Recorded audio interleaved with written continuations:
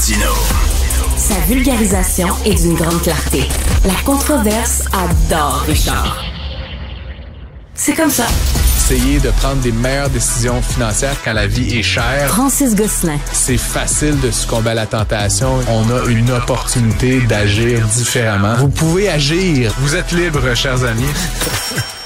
Alors, Francis, tu veux me parler de cette fille qui a écrit un livre pour raconter son expérience lorsqu'elle travaillait pour Facebook. Ben oui, effectivement, c'est le retour de mes chroniques littéraires du vendredi pour ceux que ça intéresse. Le livre s'intitule Careless People, A Cautionary Tale of Power, Greed and Lost Idealism. Il n'a pas encore été traduit en français, mais je me propose pour le faire, là, si Sarah Wynne Williams nous entend.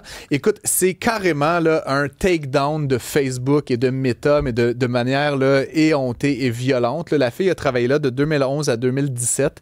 Elle s'est fait licencier, genre petite boîte, pas le droit de dire bye-bye à personne. Mais elle travaillait à un très, très haut niveau. Là. Évidemment, elle est entrée en 2011, au tout début de Facebook. Il n'y avait que quelques dizaines, quelques centaines d'employés. Elle a accompagné M. Zuckerberg sur de nombreux voyages. Sarah Wynne Williams, c'est une diplomate, en fait, néo-zélandaise. Donc, elle a eu une carrière à l'ONU et elle a été recrutée. Elle a elle-même dû créer son emploi. Là. Donc, elle pitchait un emploi qui n'existait pas auprès des autres instances de Facebook en disant « Il vous faut une stratégie diplomatique. Il faut que vous appreniez à parler au chef d'État. » Et elle, c'est une idéaliste, là, Sarah Wynne Williams. Elle disait « Facebook a un pouvoir de changer le monde et de faire le bien dans le monde. Et il faut pour ça s'allier des leaders politiques démocratiques de par le monde. » Elle a donc coaché Mark Zuckerberg. Elle l'a mis sur des panels avec d'autres élus. Elle l'a présenté à Barack Obama. Tu sais, vraiment, là, la personne qui avait des habiletés diplomatiques là, que clairement Mark Zuckerberg n'a pas, là, pour ceux qui connaissent le personnage.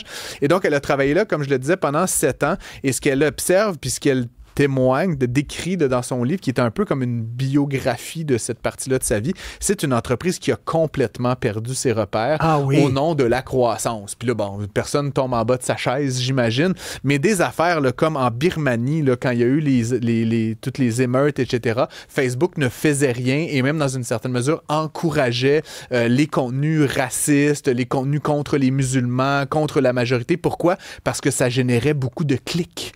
Et beaucoup de clics, ça permettait de vendre beaucoup de pubs. Et donc, ça a carrément mené à presque un génocide, des viols de femmes, vraiment une guerre civile dans le pays parce que ça générait des clics.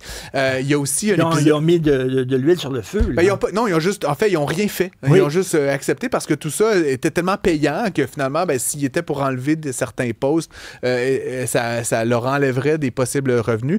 Il y a tout un passage quand même assez hallucinant où Sarah Wynne Williams, qui est clairement un personnage coloré, diplomatique, là, avec des habiletés sociales là, probablement hors normes.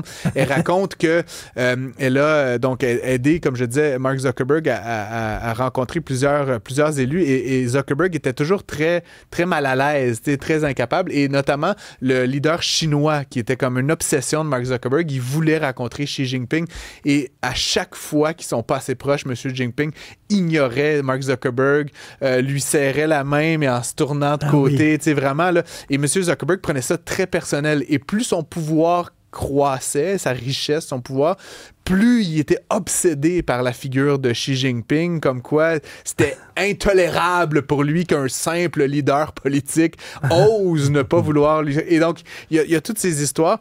Je suis désolé pour Sophie Durocher, mais je dois quand même faire un petit hiatus sur le personnage central dans le livre de Sheryl Sandberg. Hein. Je sais pas Sheryl Sandberg, si elle a écrit un livre qui s'appelle Lean In. Oui, Lean In, c'est ça, exactement. Sophie l'a lu, elle tripait beaucoup. Comme beaucoup de femmes fortes là, avec des carrières. Là, c'est ça, elle disait un peu des conseils aux femmes, puis vous pouvez négocier mieux votre salaire, par exemple, puis prendre votre place. Lean, c'est comme s'accoter dedans, là, si je peux dire ça en bon québécois. Et donc, l'idée, c'est vraiment de se pencher dans le milieu corporatif et de prendre sa place, là, grosso modo.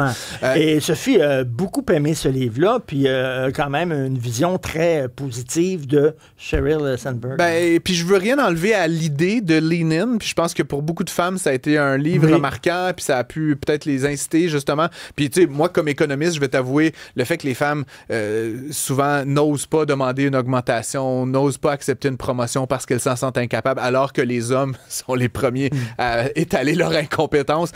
Tu sais, c'est un véritable problème social et économique. Les femmes sous-estiment leur valeur, les hommes surestiment leur valeur. Et donc, je veux distinguer le livre et ses vertus de l'autrice qui est Sheryl Sandberg. Sheryl Sandberg, là, une figure donc publique qui prêchait ça, le Lean In, puis qui faisait des conférences, puis des TED Talks, puis donc qui a écrit ce bouquin.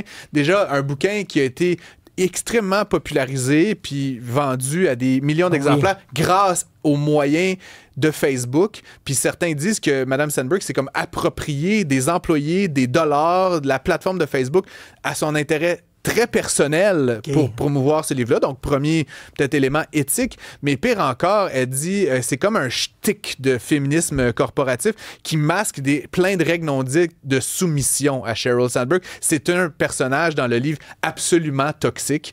C'est une tyranne. C'est quelqu'un qui licencie des gens, qui snob, et des jeunes filles. Elle s'entoure que de jeunes filles autour d'elle.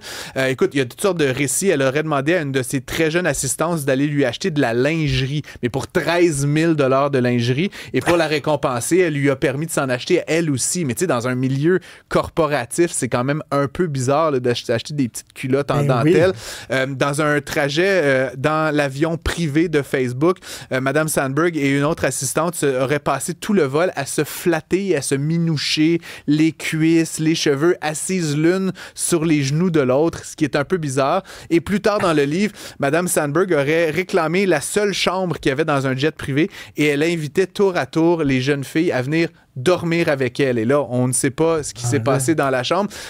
L'autrice elle-même, Wynne Williams, a décliné d'aller dormir. On ne sait pas si c'est faire dodo ou quoi.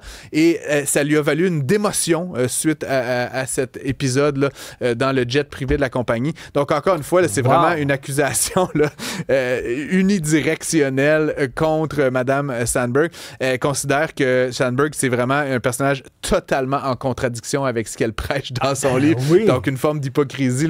Et d'ailleurs, Sheryl Sandberg n'est plus chez Facebook. Hein, puis selon la rumeur, c'est notamment pour avoir s'être approprié des ressources de l'entreprise à son intérêt personnel, notamment pour sa fondation, qu'elle aurait été démise de ses fonctions.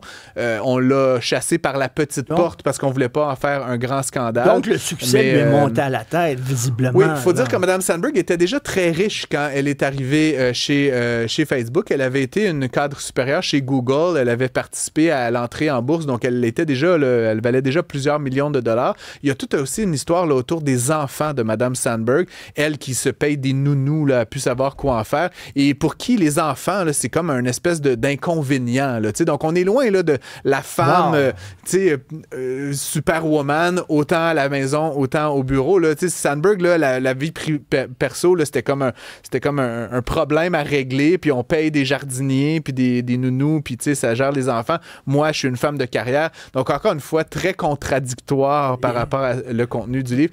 Écoute, je vais terminer là-dessus, mais moi, j'aime pas Facebook, et pourtant, j'y suis tous les jours, plusieurs fois par jour.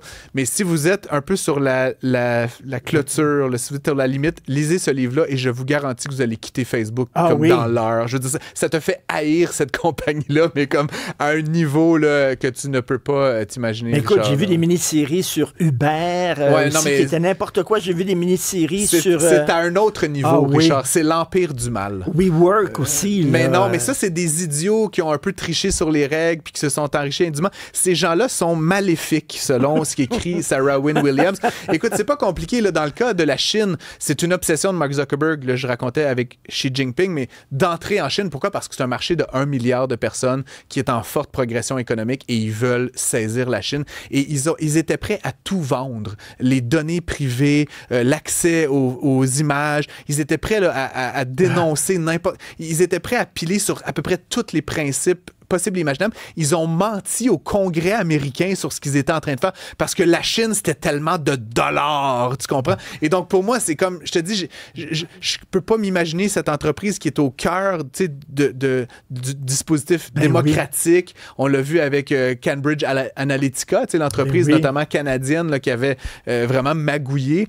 Et la dernière chose, c'est la première élection de Trump. Et c'est là où le parcours de Mme Wynne Williams s'est arrêté, notamment là, en 2017, peu de temps après.